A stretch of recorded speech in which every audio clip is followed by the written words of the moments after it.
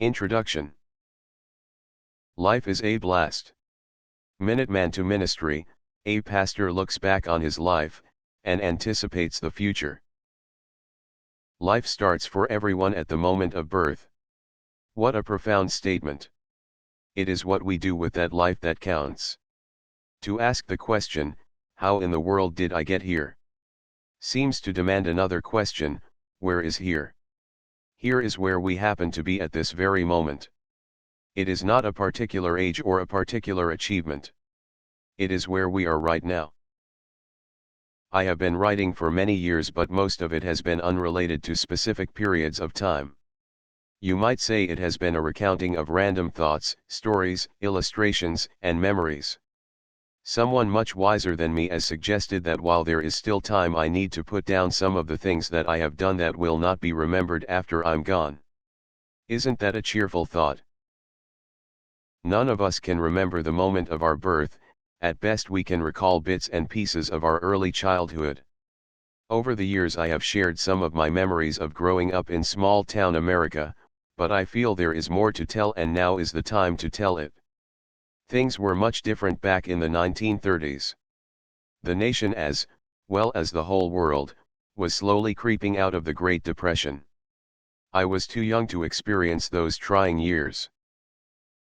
The greatest impact in my life was that my parents had left the Dust Bowl of the Panhandle of Oklahoma and moved to the lush green on the Pacific Northwest.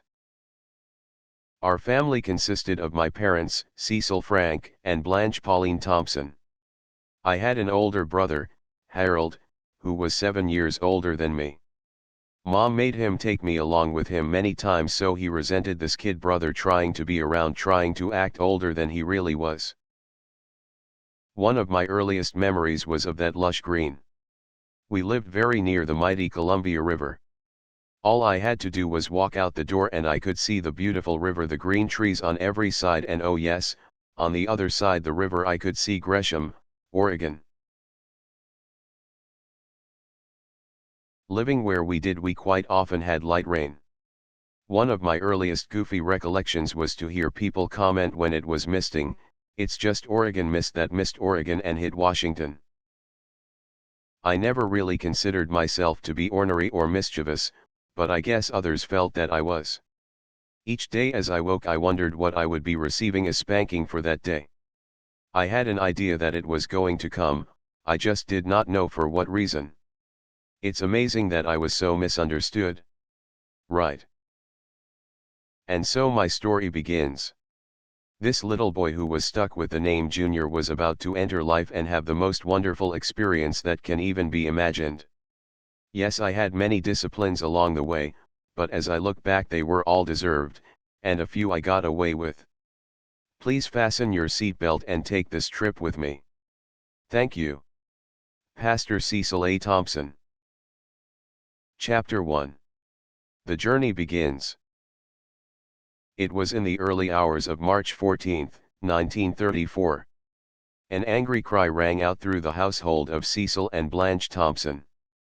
With a midwife to assist, Blanche had just delivered a baby boy who was screaming at the top of his lungs. That was me. Obviously I do not remember a thing about this momentous occasion in my life, but my mother described it in great detail. She said that the only thing that would shut me up was music, but the only music available was on the radio. When the radio host would break in occasionally to announce a new song or tout some product, I would cry until the music started playing. Perhaps that is why I still dread listening to commercials on radio or television. I would like to interject here that somehow my love of listening to music did not translate into a talent to make music. In my early teens my mother decided that I should learn to play the piano. As I began lessons, I am sure my music teacher quickly realized the limitations to my ability. My inability was her liability. Then it was time for a recital and each student was assigned a particular piece of music that would demonstrate his or her aptitude for playing the instrument. I am not sure if it was intentional or inevitable that I was assigned chopsticks, a piece frequently pumped out on a piano almost as a lark, but I was to present it as a masterful demonstration of my great ability. On the day of the recital I began playing my assigned piece, but after only a few lines of chopsticks, my mind went blank. The audible snickers were not of the candy bar variety by any stretch of the imagination. They were the sounds of full affirmation that I would never be a piano virtuoso. My piano lessons terminated immediately. Now back to my first few days on planet Earth. It was time to bestow upon me the name that I would carry throughout my life. A helpless innocent baby has no say in what he or she will be named, and I was given my beloved father's first name, Cecil. I could live with that. My father's middle name was Frank, and I could also live with a good solid middle name like that. Alas, it was not to be. My dad worked at the Crown Zellerbach paper mill, and one of his co-workers was a man by the name of Adrian. My parents must have admired him because they decided to honor me with that middle name. To make matters worse, the name was misspelled on my birth certificate. Rather than Adrian, it was spelled Adrain. I do not think the mistake was discovered until I was almost through high school. I kept it quiet for understandable reasons. I guess one of the reasons the misspelling wasn't discovered earlier is that I was always called Junior. Since my dad and I had different middle names, I was not technically a junior, but I was given that distinction anyway. To this day many family members still think of me and refer to me as Junior. When I met my sweet Joyce Elaine Harper at age 14, our hearts melded into one. Most of my classmates called me Junior, but Joyce decided there would be a change and started calling me CEC or Cecil. It wasn't long before my classmates, friends, and even my own mom and dad had dropped Junior and began calling me Cecil. I only encountered Junior when I was with extended members of the family that I seldom saw. That tiny baby called Junior was about to be launched into a life that would be so rewarding and blessed that it stretches into eternity.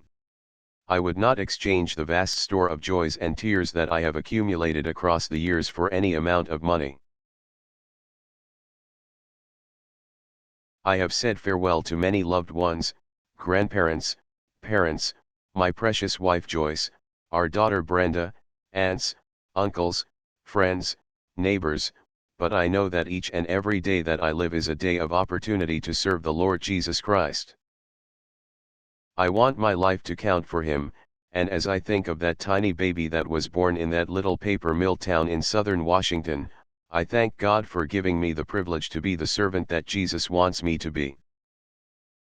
I hope this book of memories and remembrance will be an encouragement to you that regardless of what happens in your life, it will have meaning and that we will be able to spend eternity together. Thanks for reading.